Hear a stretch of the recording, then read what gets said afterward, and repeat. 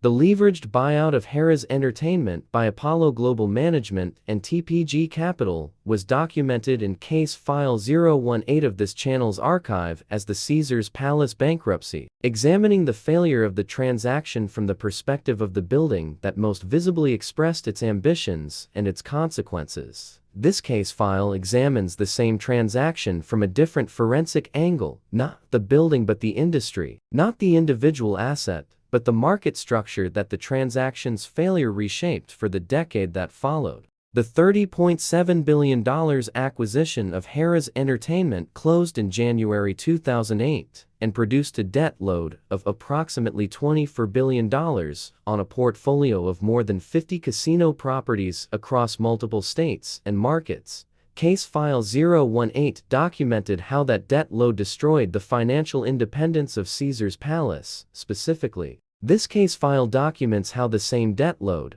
applied to the largest casino company in the United States at the most consequential moment in the American gaming industry's post-legalization history, produced consequences that extended far beyond any individual property and that reshaped the competitive dynamics of the entire industry for a generation. The forensic entry point here is not the Caesars Palace building. It is the competitive landscape of the American gaming market in the decade between the 2008 acquisition and the 2015 bankruptcy filing, and the specific mechanism by which a single over-leveraged transaction in one company altered the investment capacity, the growth trajectory, and the competitive behavior of every other company operating in the same market.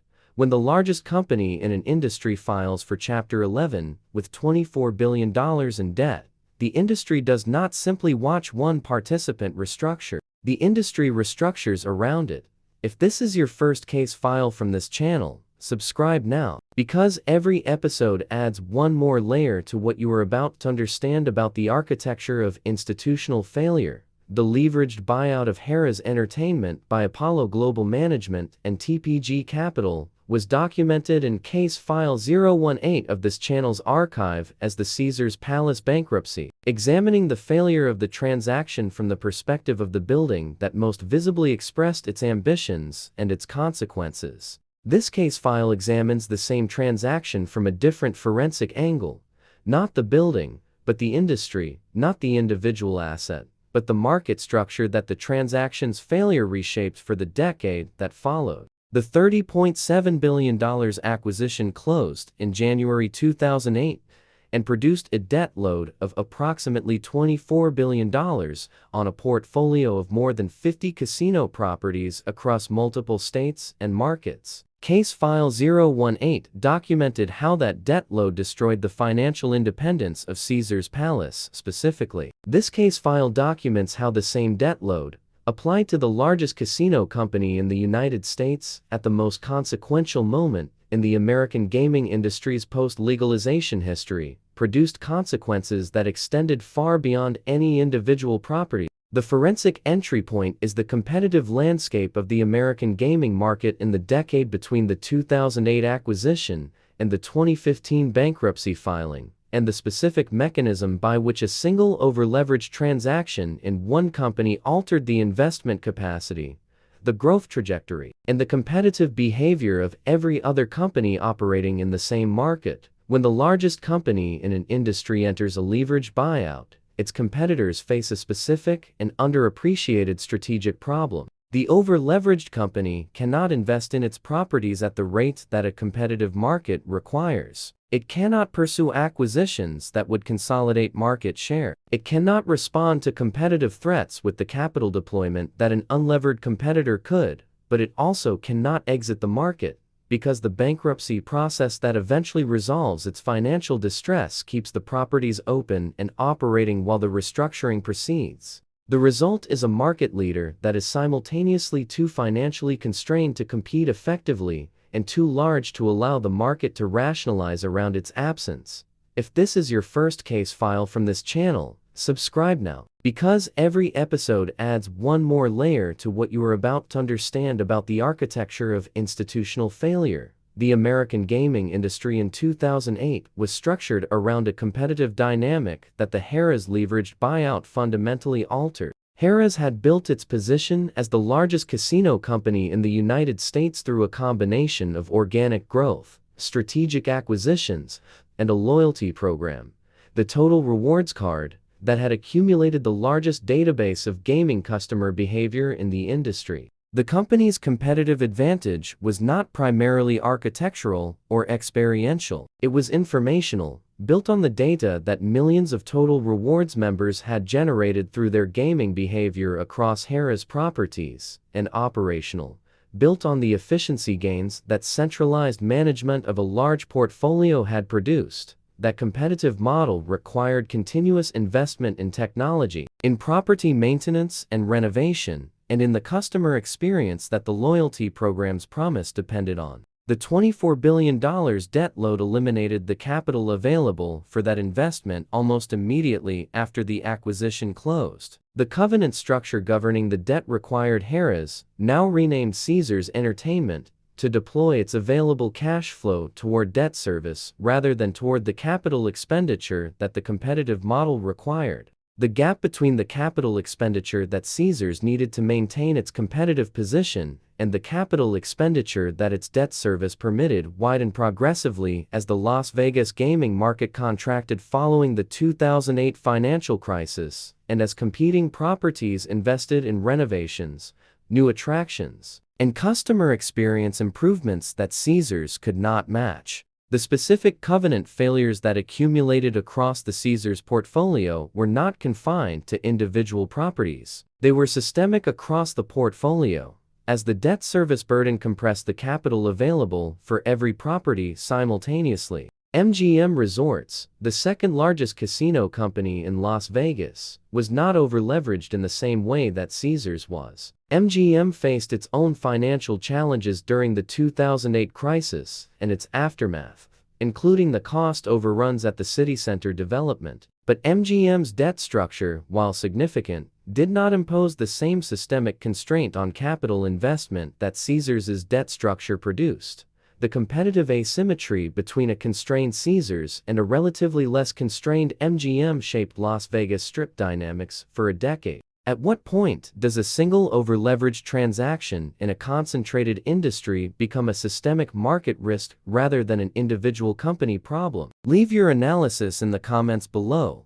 The appraisal methodology that justified Apollo and TPG's $30.7 billion acquisition of Harrah shared the foundational error documented across this channel's archive, but applied it at the industry level rather than at the individual property level. The EBITDA projections that justified the acquisition price were built on a Las Vegas gaming market trajectory that the 2008 financial crisis immediately invalidated. But the more consequential appraisal error was not the individual property revenue projection. It was the market structure assumption, the thesis that the acquisition of the largest casino company in the United States would produce synergies, operational efficiencies, and market share consolidation that would justify the premium paid over pre-acquisition market values. That thesis required the American gaming market to continue growing at the rate that the mid-2000s expansion had established. It required the competitive environment to remain stable enough for the new ownership to execute its operational improvement thesis without facing competitive responses that required capital investment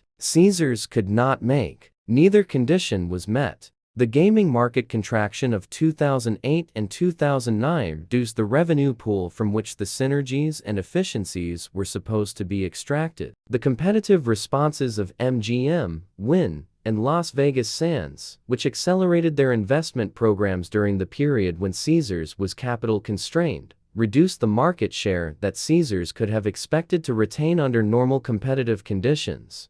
The appraisal had modeled a market in which Caesars was the dominant player, deploying its capital efficiently across a growing market. The market that emerged was one in which Caesars was the largest player with the most constrained capital position, competing against well-capitalized rivals in a contracting market. The industry-level consequence of that specific appraisal error was that the private equity thesis, which had assumed that ownership of the largest portfolio would produce competitive advantages, instead produced competitive disadvantages. Because the debt that funded the portfolio acquisition prevented the portfolio from being operated at the level of investment that competitive leadership required. If the forensic analysis this channel conducts is changing how you read real estate headlines, the like button is how the algorithm knows to send this case file to the next analyst who needs it. The Caesars Entertainment bankruptcy filing of January 2015 produced consequences for the American gaming industry that extended well beyond the restructuring of the company's own balance sheet.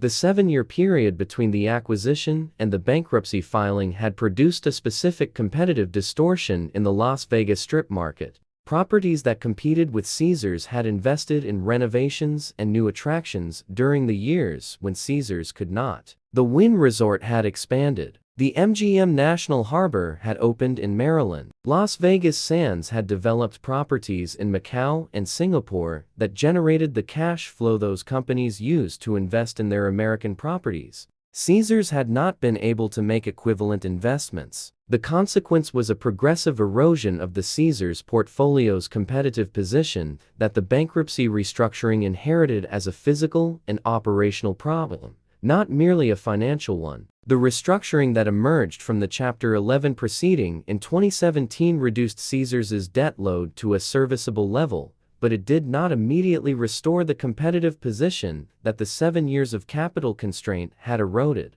The institutional lesson of the Harrah's leveraged buyout, as documented in the competitive record of the Las Vegas Strip from 2008 to 2017, is not that private equity ownership of a gaming company is structurally destructive. The Caesars brand survived. The portfolio survived. The industry survived and grew. The lesson is that the application of acquisition-level leverage to the largest company in a concentrated market produces a specific form of industry-wide distortion that persists for the full duration of the restructuring period. Regardless of how competently the individual properties within the portfolio are managed, the market leader's constraint becomes the market's constraint.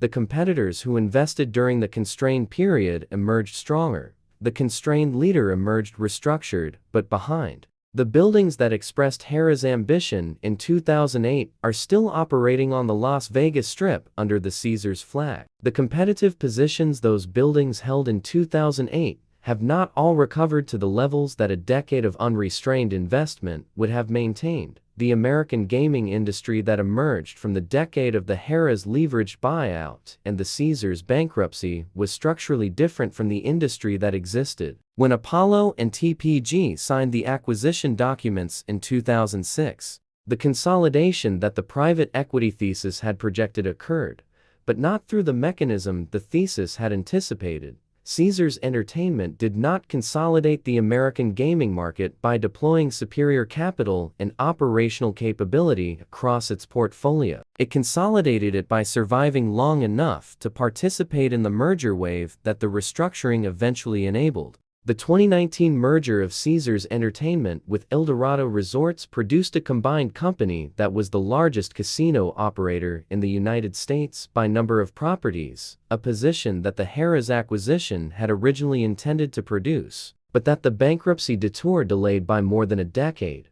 The industry that resulted from that merger wave was more concentrated than the industry that had existed before the leverage buyout, featuring fewer large operators controlling more properties across more markets. What the Harrah's case reveals in the context of this channel's 28-case archive is the specific industry-level risk of applying private equity leverage to the dominant player in a concentrated market. The risk is not that the dominant player fails. It is that the dominant player's constraint becomes the market's constraint, producing a decade of competitive distortion whose costs are distributed across the entire industry in the form of foregone investment, eroded service standards, and competitive position losses that the constrained leader cannot recover during the restructuring period. The Las Vegas Strip in 2018 was a more competitive market for every company, except Caesars, than the Strip of 2007 had been. The companies that invested while Caesars was constrained captured market share that the restructured Caesars has been attempting to recover ever since. If this case file changed how you evaluate the industry-level consequences of applying acquisition leverage to the dominant player in a concentrated market, subscribe to this channel, because the next case examines what happens when the industry's second largest player applies the same leverage model to a single iconic asset. And in the comments, given the specific competitive distortion that the Caesars capital constraint produced between 2008 and 2015, what regulatory framework governing leveraged buyouts in the gaming industry would most effectively have prevented the industry-wide consequences documented in this case file? The case file is open.